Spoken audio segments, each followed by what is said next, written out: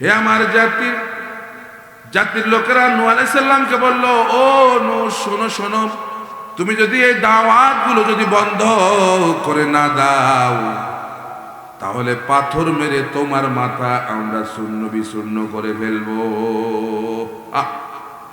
নূহ আলাইহিস সালামের সঙ্গে এই 890 বছরে তার সঙ্গী ছিল মাত্র 80 জন। শুধু 80 জন ঈমান আনছে। কতজন? আপনি হইলে কি করতেন? বিরক্ত হয়ে যেতেন না? কিরে এত বছর দাওয়াত দিলাম, মাত্র 80 জন, দূর আর দাওয়াত দিবই না। যেহেতু জাতির লোকেরা আমার কথা শুনে আর দাওয়াত দিবই না, এই জন্য এখান থেকে দায়ীদের জন্য শিক্ষা হইলে অধৈর্য হওয়া যাবে না, ধৈর্য ধারণ করে দাওয়াতি কাজ করতে হবে। আল্লাহ তৌফিক দান করুন। ইবনে কাসিরের মধ্যে এসেছে, একদিন তারা নূহ আলাইহিস সালামকে এমন ভাবে মারলো, তারা নূহ আলাইহিস সালামকে মারতে মারতে জমিনে শোয়া ফেলছে, রক্তাক্ত করে ফেলছে। এরপরে আল্লাহ রাব্বুল আলামিন নূহ আলাইহিস সালামকে বলল, আন্নাহু লা ইউমিনা মিন কওমিকা ইল্লা মান ক্বাদ আমানা। ও নূহ শোনো শোনো, তোমার উপরে যাবৎকালীন যারা ঈমান এনেছে আর কেউ তোমার উপর ঈমান আনবে, আর কেউ ঈমান আনবে না। সুতরাং ফালা তাবতাইস বিমা কানু ইয়াফআলুন, সুতরাং তাদের এই সমস্ত কর্মকাণ্ডে তুমি আর নিরাশ হইও না, মন মরা হইও না। যারা ঈমান আনছে যে 80 জন, আর কেউ ঈমান আনবে না, আল্লাহ সাফ জানায় দিয়েছে। এবার নূহ আলাইহিস সালাম আল্লাহকে বলতেছে, রব্বুল আলামিন, যদি আর কেউ ঈমান না আনে তাহলে ফাফতাহ বাইনি ওয়া বাইনাহুম ফাতহা, তাহলে আমার মাঝে এবং তাদের মাঝে আপনি ফয়সালা করে দেন। আল্লাহ ফয়সালা করে দেন। কিসে ফয়সালা? নূহ আলাইহিস সালাম আল্লাহর কাছে দোয়া করলেন, ওয়াকালা নূহুর রাব্বি লা তাদার আলাল আরদি মিনাল কাফিরিনা দাইয়ারা। নূহ আলাইহিস সালাম আল্লাহর কাছে দোয়া করলেন, রব্বুল আলামিন, এই জনপদের একজন কাফেরও যেন আর না থাকে, তাদেরকে আপনি ধ্বংস করে দিন। আল্লাহু আকবার। এবার কোন নবীরা দোয়া করলে আল্লাহ কবুল করেনি, গজব শুরু হয়ে গেছে। কত আলেমদের কি বছরের পর বছর ধরে জেলের প্রকোষ্ঠের মধ্যে বন্দী করে রাখলো। ওই আলেমরা কি তাহাজ্জুদ পড়ে আল্লাহর কাছে জালিমের বিরুদ্ধে দোয়া করে নাই? করছে কিনা? মাজলুমের দোয়া এবং আল্লাহর মাঝে কোনো পর্দা থাকে না। মাজলুম কেমন যে জালেমকে বলবো একটি রাত মাজলুমের ঘরের পাশে গিয়ে একবার দাঁড়াও। ওই মাজলুম যাকে তুমি নির্মম ভাবে হত্যা করেছো, ওই লোকটার ঘরের পাশে গিয়ে একদিন রাত একবার একটু দাঁড়াও। দেখো তার মা সারা রাত তাহাজ্জুদের নামাজ আদায় করে আল্লাহর কাছে হাত উঠায় বলে, আল্লাহ আমার বুক যে খালি করেছে, আল্লাহ তুমিও তার বুক খালি করে দাও। দেখ বলে কিনা, বলে কিনা? অসংখ্য মাজলুমের বদদোয়ায় জালেমের আজকেই পরিণতি, ঠিক কিনা বলে? ঠিক কিনা? কোরআনের পাখি কত দোয়া করছে, আল্লাহ দোয়া কবুল করে নাই? করে নাই? কি জিল্লতে, আর ভয়াবহ জিল্লতে অপেক্ষা করছে, ঠিক কিনা বলেন? প্রিয় ভাইরা আমার, নূহ আলাইহিস সালাম বলল, জাতির একটা লোকও যেন না বাঁচে, জনপদের একটা কাফেরও যেন না বাঁচে, সবাই আপনি ধ্বংস করে দেন। ইন্নাকা ইন তাযারহুম ইউদিল্লু ইবাদাকা ওয়া লা ইয়ালিদু ইল্লা ফাজিরান কাফারা।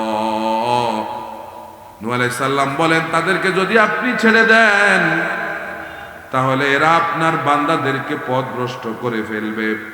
শুধু তাই নয়, এরা যে সমস্ত সন্তান জন্ম দিবে সব হবে জালেম জালেম জালেম, ঠিক কিনা? কারণ জালেমের পেট থেকে কি হয়? জালেম। কাফেরের পেট থেকে ফাসিক ফুজ্জার হবে। এদেরকে আপনি ধ্বংস করে। নূহ আলাইহিস সালাম আল্লাহর কাছে হাত উঠালেন, সঙ্গে সঙ্গে আল্লাহ রাব্বুল আলামিন মঞ্জুর করে নিলেন। এই শুরু হয়ে গেছে গজব, গজব শুরু হয়ে গেছে। আল্লাহ বলেন, ওয়াসনাইল ফুলকা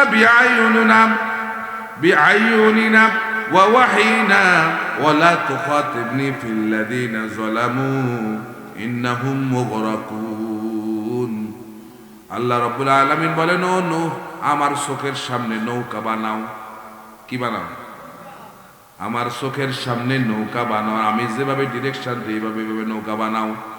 নূহ আলাইহিস সালাম আল্লাহর নির্দেশ মোতাবেক নৌকা বানালেন। সুবহানাল্লাহ কোন। কি বানাইছেন?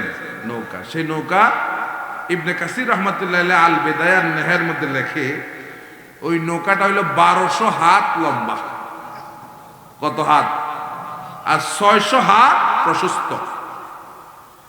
3 তলা বিশিষ্ট নৌকা, এক এক তলা 10 হাত করে, তাহলে 3 তলায় 30 হাত।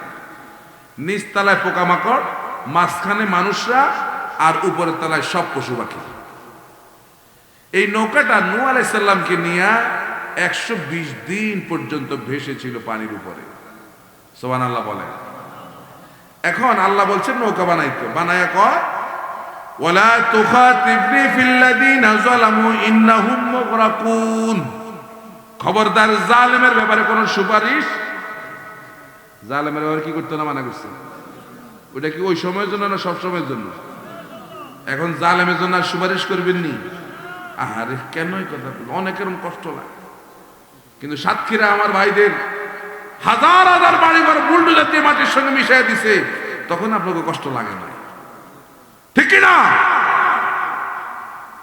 এটাই পরিণতি। আপনি কাউরে একটা থাপ্পড় দিলে এটা থাপ্পড় খাওয়ার জন্য আপনাকে প্রস্তুত থাকতে হবে, ঠিক না ভাই? আপনি কারো উপর জুলুম করলে আপনাকে জুলুমের জন্য একদিন প্রস্তুতি নিয়ে থাকা লাগবে। এটা আল্লাহর বিচার। আল্লাহ জুলুমের বিচার জমিনে করে দেন, ঠিক কি না? আল্লাহ বলেন, ওয়ালা তুখাতিবনি ফিল্লাযিনা যালামু ইন্নাহুম মুগরাকুন। খবরদার, জালিমদের ব্যাপারে কেউ কোনো সুপারিশ করবা না। আমি আল্লাহ পাক এদেরকে পানিতে চুবাবই। পানিতে কি করব?